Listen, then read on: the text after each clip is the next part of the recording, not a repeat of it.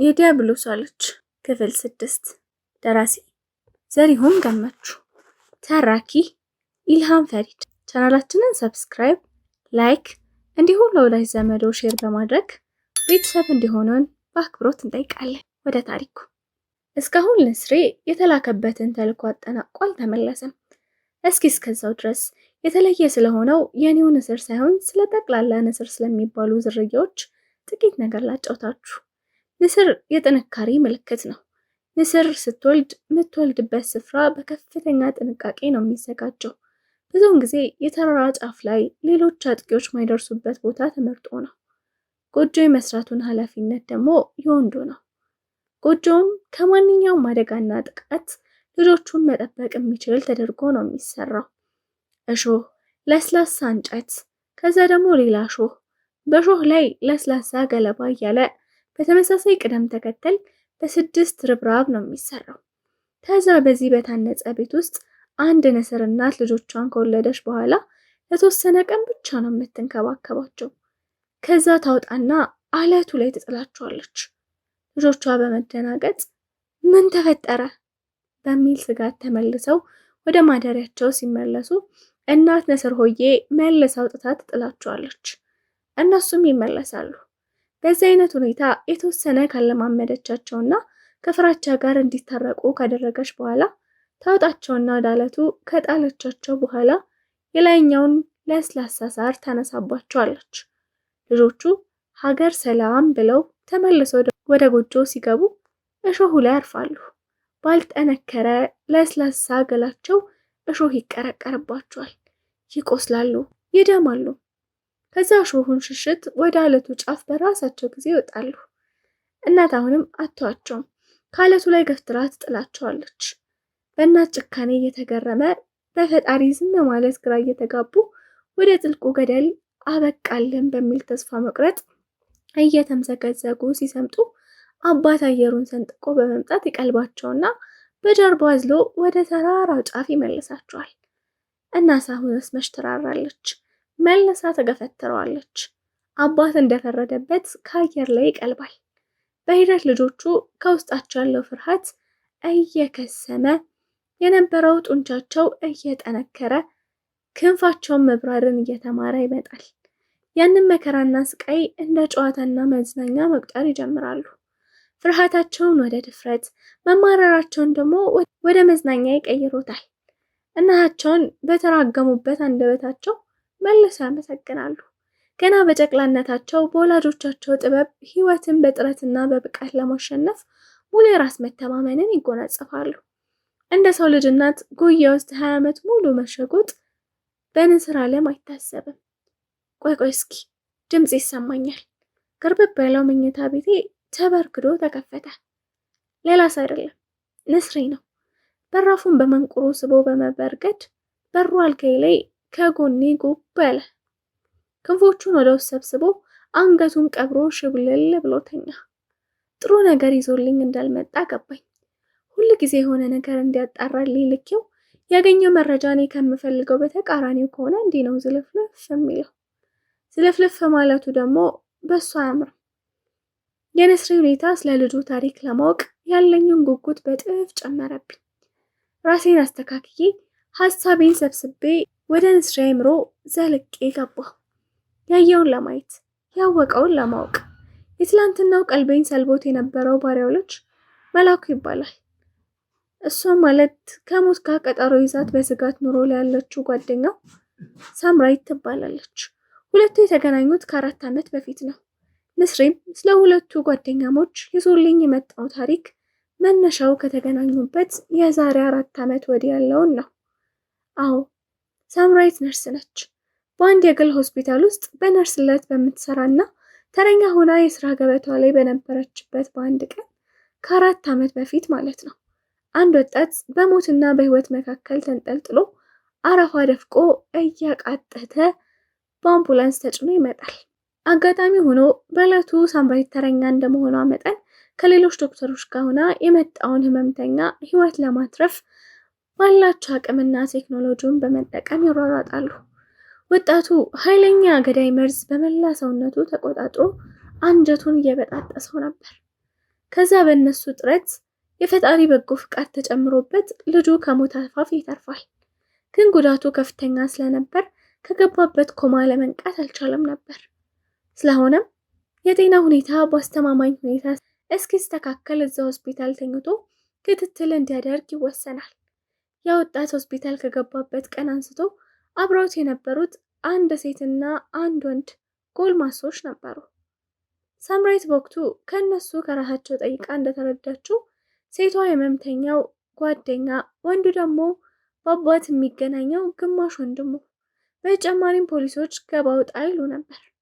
የበሽተኛውን መንቃት ተከትሎ የሚሰጠውን ቃል ለመቀበል እሷም ምንም እንኳን የስራዋ አንዱ ግዳጅና ኃላፊነቷ ቢሆንም በማታውቀው ሌላ ተጨማሪ የተለየ ስሜት እየተገፋፋች በከፍተኛ ሁኔታ ስትንከባከበው ትቆያለች። አብረውት የሚያስታምሙት ቤተሰቦቹ እስኪገረሙባት ድረስ። ህመምተኛው እስከ 3ኛው ቀን ድረስ ከገባበት ኮማ መንቃት አልቻለም ነበር። በ4ኛው ቀን ግን ለ5 ደቂቃ ያክል አይኖቹን መግለጽና አንደበቱን ማላቀቅ ቻለ። የመዳን ተስፋው በእጥፍ ጨመረ። ይህ ሁኔታ ሳምራዊትንና ጓደኞቿን በጣም ቢያስደስታቸውም የመላኩን አስታማሚ ቤተሰቦች ግን በሚገርም ሁኔታ ለመረጋጋትና ድንጋጤ ውስጥ ከተታቸው። ይህንንም ጉዳይ ሳምራዊት መታዘብ ስለቻለች ግራ ተጋብታ ትዝብቷን በውስጧ ቀብራ ስትብሰለሰል ትሰነብታለች። በ5ኛው ቀን ግን ሰሚራ የዕለት ስራዋን አጠናቃ ወደ ቤቷ ስትመለስ የመላኩ አስተማሚዎች ቤቷ በራፍ ላይ ቆመው ሲጠብቋት አገኘች። ሳምራዊትም ደንግጣ ምን ተፈጠረ? ምን እግር ጣላችሁ? ሰላም የምትባል የመላኩ እጮኛ ተረጋጊ፣ አንድ ነገር ልናማክርሽ ነው አለቻት። ሳምራዊትም ምንድነው የምታማክሩኝ? ጀሞስ ሆስፒታል ተገናኝተናል ነበር። እዛው እኮ ልትጠይቁኝ ትችሉ ነበር። የህመምተኛው ግማሽ ወንድም የሆነው ሰለሞን አይ እዛማ በስራው ከባላይ ስለሆንሽ የግል ጉዳይ ለማውራት አይመችም፣ ለዛ ብለን ነው አላት። ግራ ትጋባና የግል ጉዳይ ማለት ስለ መላኩ ጤንነት ማለታችሁ ነው ብላ ጠየቀች። ሌላ ከሷ ጋር የሚያገናኛቸው ጉዳይ አልታየሽ ብሏት ሰላም እየቅማማች አዎ ግን ካላስቸገርንሽ ወይም ቤትሽ ገብተን አሊያም ደግሞ ሌላ ቦታ ሄደን ብናናገርሽ። ሳምራዊት የምታደርገውም የምትናገረውም ግራ ገብቷት ወደ ቤቷ ይዛቸው ትገባለች። ወደ ቤት ከገቡ በኋላ ለውይይት ያቀረቡት ርዕስ ከጠበቀችው በጣም የራቀና አስደንጋጭ ነበር። የ1 ሚሊዮን ብር ቼክ በእጇ ላይ ካስቀመጡላት በኋላ መላኩን እንዳይደን አድርግልን ነበር ያሏት። እንዴ ለምን?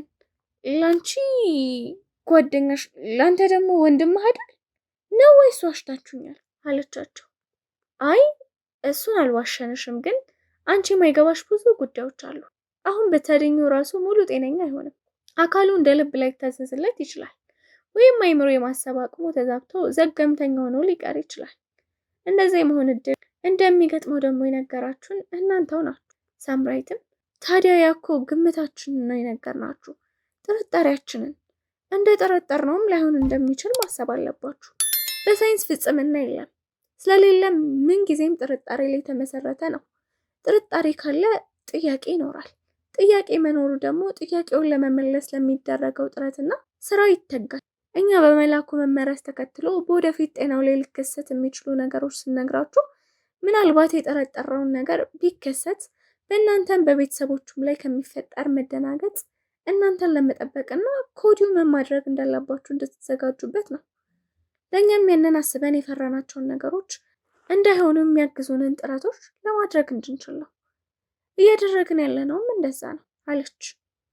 እኮ የምታደርጉትን ነገር አቁሙ እያልሽ ነው። በግልጽ እንንገርሽ መሰለኝ። እርሱ መዳን አይችልም ማለት መዳን የለበትም። እሱ ከዳነ እኛ እንጠፋለን ማለት ነው። ስለዚህ ረዳሽንም አልረዳሽንም እሱን ለመግደል የምናደርገውን ጥረት አናቆምም። እኛ በራሳችን ማድረግ ዳግመኛ መሞከር ያልፈለግነው የፖሊሶች አይን እየተከታተለን ስለሆነ ነው አሏት። ቆይ እስኪ አሁን የተመረዘበትን መድኃኒት የሰጣችሁት እናንተ ናችሁ ስትል በአግራሞት ጠየቀቻቸው። እሱም ማወቅ ምን ይጠቅምሻል አሏት። አይ እሱማ ምን ይጠቅመኛል እንዲሁ ተገርሚ እንጂ አለች። ምንም የሚገርም ነገር የለም። አሁን ባቀረብንልሽ ሀሳብ ትስማሚያለሽ ወይስ አትስማሚ? ይጠይቃታል ሰለሞን ተብዬው። ወደ አእምሮዋን አሰርታ የነገሮችን አካሄድ በፍጥነት በመተንበይ ኧረ እኔ ምን አገባኝ፣ እናንተ ለራሳችሁ ስላሰባችሁ እኔ ምን አስጨነቀኝ፣ እስማማለሁ ብላ ትመልሳለች ሳምራዊት። እነሱም ካሰቡት በጣም በፍጥነት ስለተስማማችላቸው ተደሰቱ። አሪፍ፣ በጣም ጥሩ ውሳኔ ነው አለቻት ሰላም። ሰለሞንም እንግዲህ ስንት ቀን እንጠብቅሽ ሲል ጠየቃት።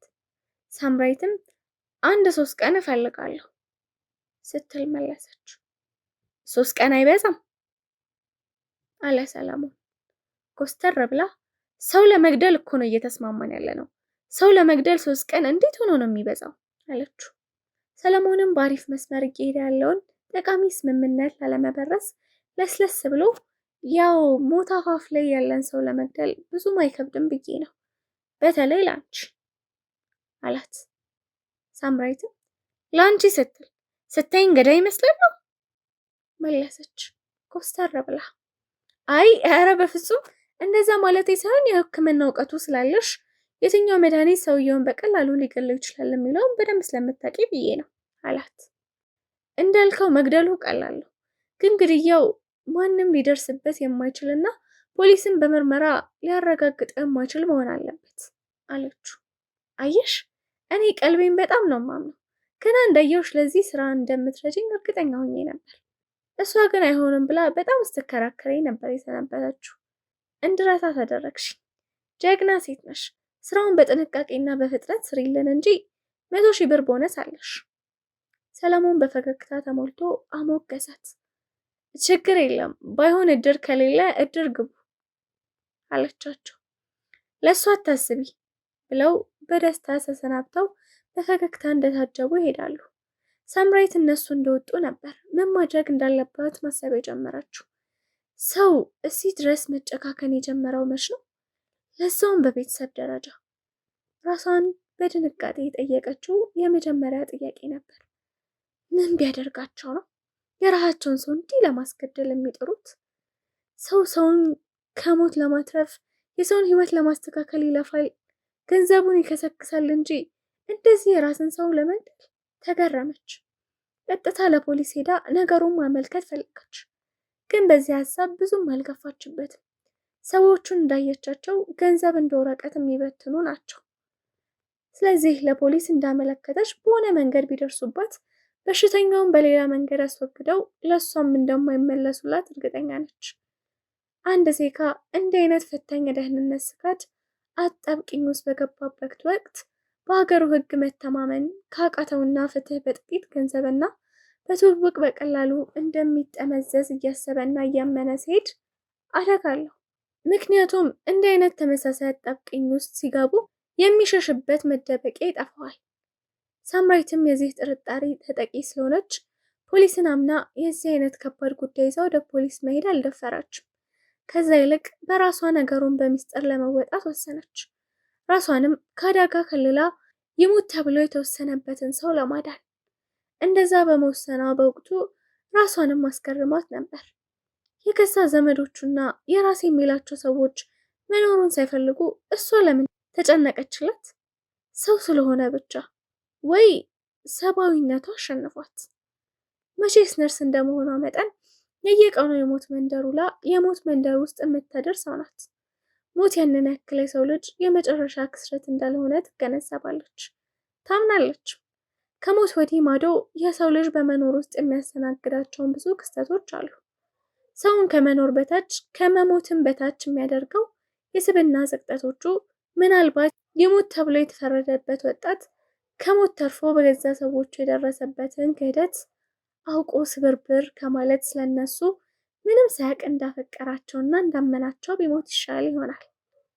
መሰል ነገሮችን በአእምሮ ውስጥ በማጉላላት ለሰዓታት ብትብሰለሰልም ይሙት ተብሎ የተወሰነበትና በኮማ ውስጥ የሚገኘው መልአኩ በቃ የራሱ ጉዳይ ብላ ችላ ልትለው አልቻለችም። ስሜቷ ጠቅላላ የህል አድኘው የሚል ነበር። እርግጥ በሰዎች ሀሳብ ተስማምታ የተማሚውን ህይወት እንዲያልፍ ማድረግ ለእሷ ከሱቅ ማስቲካ ገዝቶ እንደማግኘት ቀላል ነገር ነው።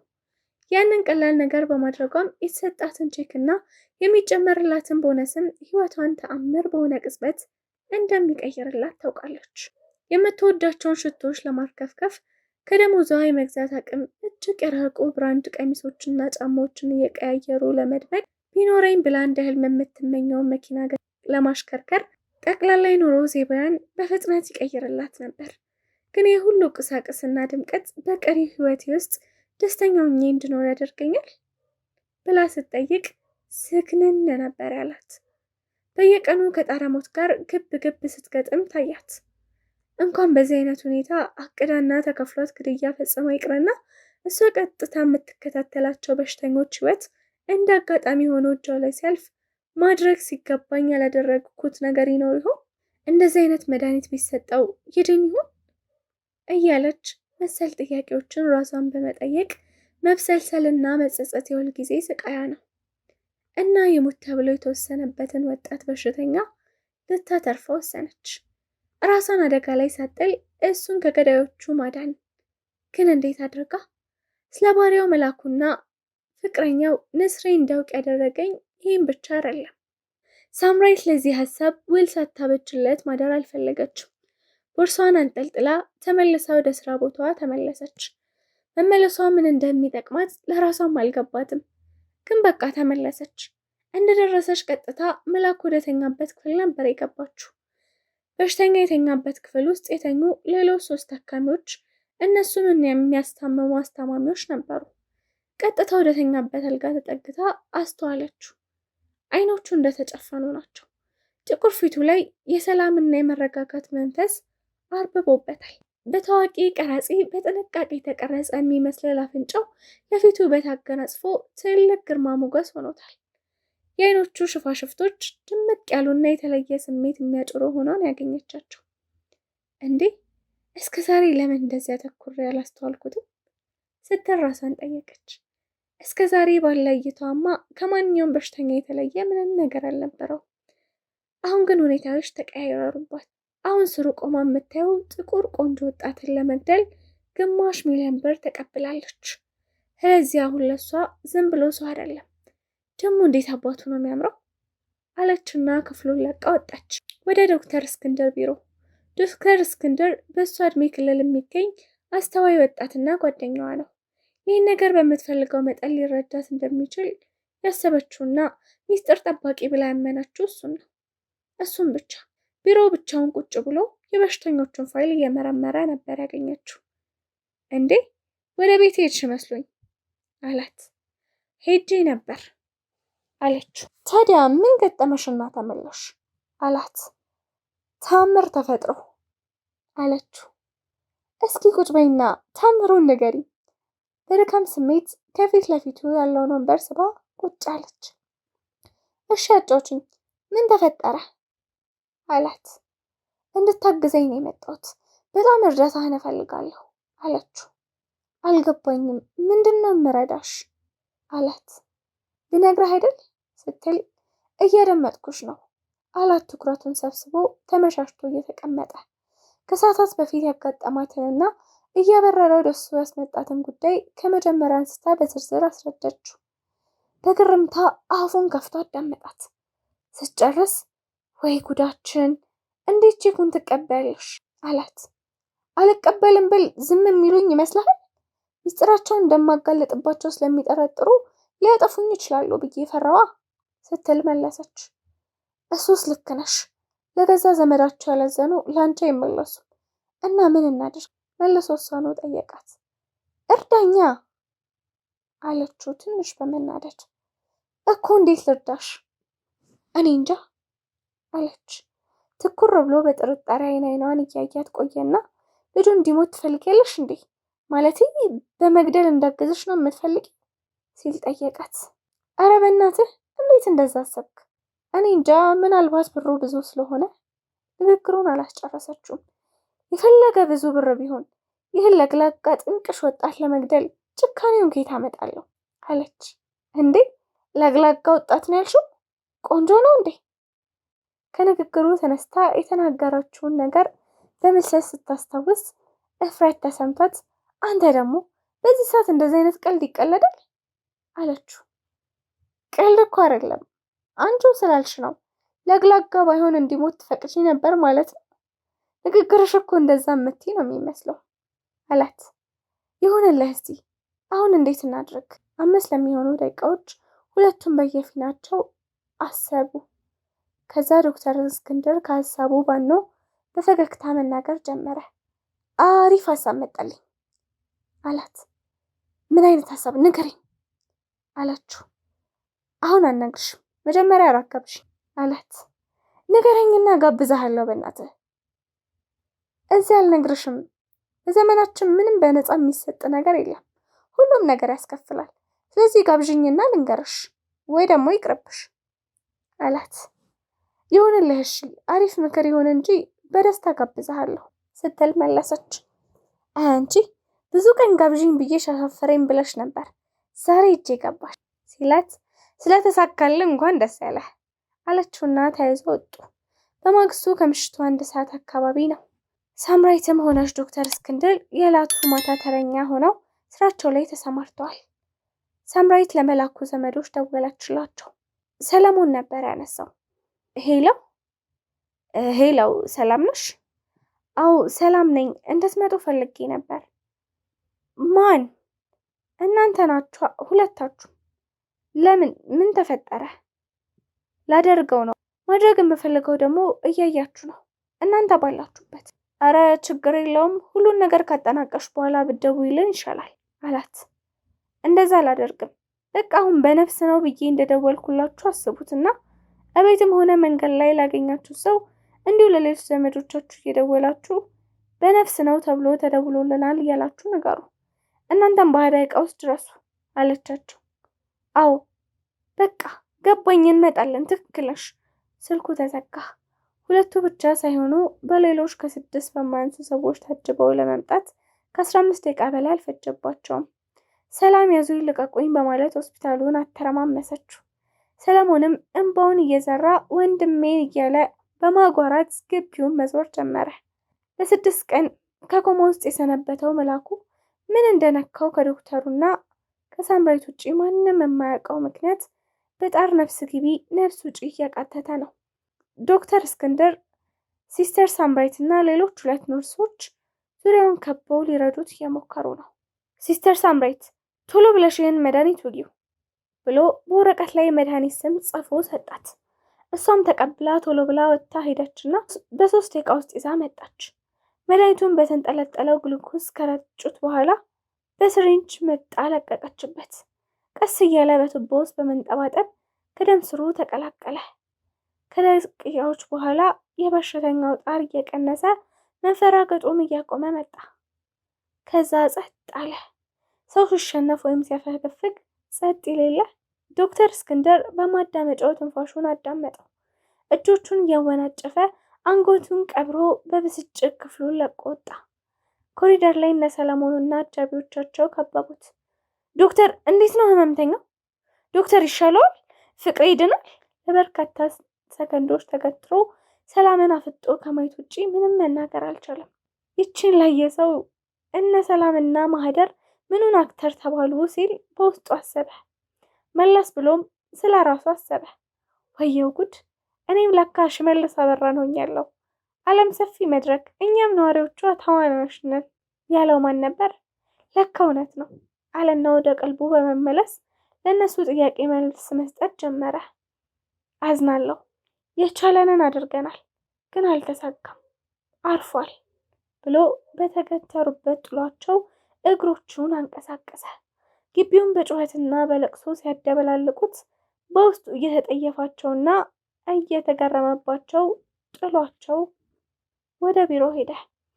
ሰላም፣ ፍቅሬ እንጋባለን ብለኸኛል ነበር ወይ?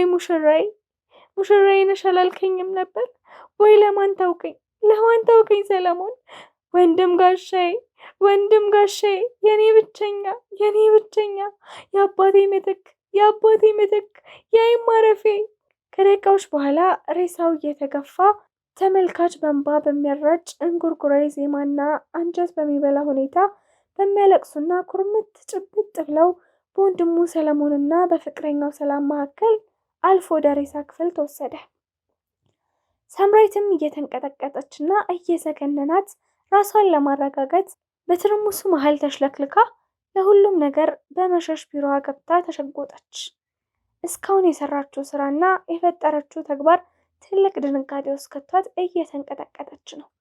የሚገርመውና ይበልጥ የሚያስጨንቀው ግን ካሁን በኋላ የምትሰራው ስራ ነው።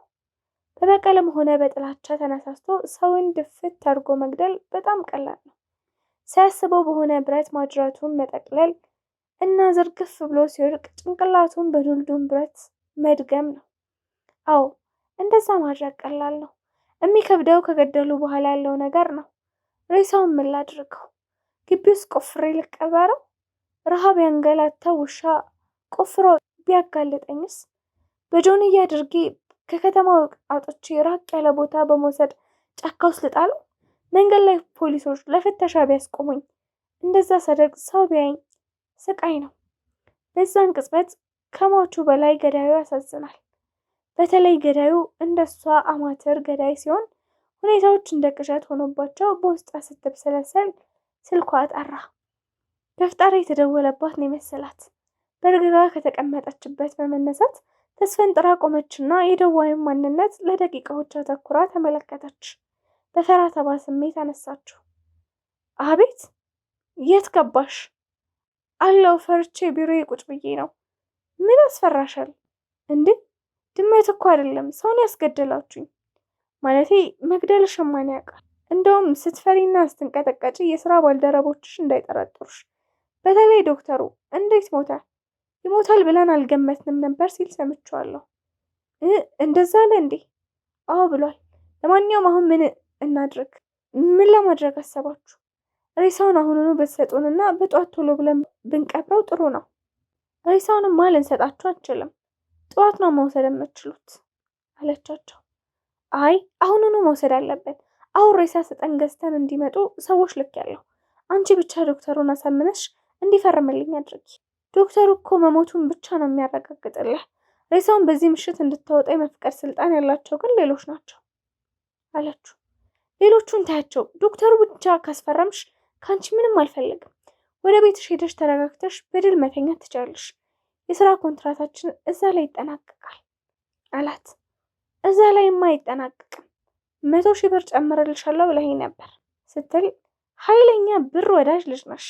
አይዞሽ አልረሳሁትም፣ ግን እንደምታይኝ አሁን ሀዘን ላይ ነኝ። ከ3 ቀን በኋላ ያው እንደምንም መጽናናቴ ስለማይቀር አቀብልሻለሁ አላት። ዋ እንዳትረሳ ስትል፣ አረሳም፣ አሁን ያልኩሽን ጨርሽና ደውይልኝ። ስልኩ ተዘጋ። ገረማት። ይህን አይነት ድፍረትና ብልጠት ከየት ነው የመጣችው? ሰው አብሮት የሚኖር የራሱ የሆነ ሰው ላይ ከረጅም ዓመት አይቶትና ታዝቦት የማያውቀው እንግዳ ነገር ሲገጥመው አላውቅህም ነበር ማለት ነው ይላል በመገረምና በመቀየም። ግን ሰው እንዴት ስለራሱ በራሱ ይገረማል? አብሮት ተፈጥሮ አብሮ የኖረውን ራሱን እንዴት ከዓመታት በኋላ አዲስ ጸባይ ከውስጡ ፈንቅሎ ሲወጣ ይታዘባል? ራስን መታዘብ አስቂኝ ነገር ነው። ሀሳቧን ተወችና ዶክተር እስክንድር ጋር ደወለች። ሄሎ አጅሪት፣ የት ነሽ አላት። አንተ ሴት ነህ መልሳ ጠየቀችው። ቢሮዬ ነኝ መጣው አለችና ቢሮዋን ቆልፋ ወደሱ ከነፈች። ደርሳ ስታገኘው እሷ ከፈራችው በላይ እሱ ፈርቶ፣ እሷ ከተጨነቀችው በላይ እሱ ተጨንቋል። እሺ ምን አዲስ ነገር አለ ጠየቃት። ሬሳውን አሁኑኑ እንውሰድ እያሉ ናቸው። የሬሳ ሳጥን ተገዝቶ እየመጣ ነው።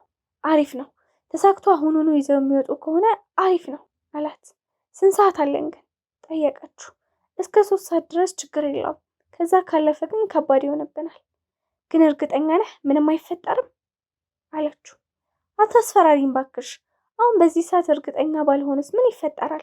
ማለቴ ጨንቆኝ እኮ ነው። አሁን የወረቀቱን ስራ ጨረስልኝና ፋይሉን ወደሚመለከተው ክፍል ልላከው። ከዛ ራሴው ጨርሰዋለሁ። አራምጪ ወዲያ ፈርሜ ልገላገል።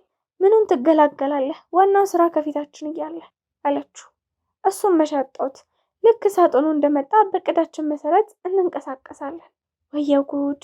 አሁንስ የንስሬን አእምሮ ማንበብና ስለዛ ባሪያ ልጅ ከሞት ጋር ቀጠሮ ላይ ስላለችው ሳምራዊት ስለተባለችው ጓደኛው ታሪክ መመልከት ደከመኝ። ምን አይነት የህንድ ፊልም አይነት ታሪክ ነው ይዞብኝ የመጣው?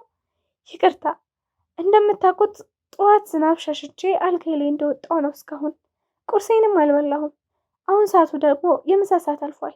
ስለዚህ እዚህ ላይ ላቋርጥና ከአልጋዬ ላይ ተነስቼ ምሳዬን ልፈልግ። ንስሬን መብላት ያስፈልገዋል።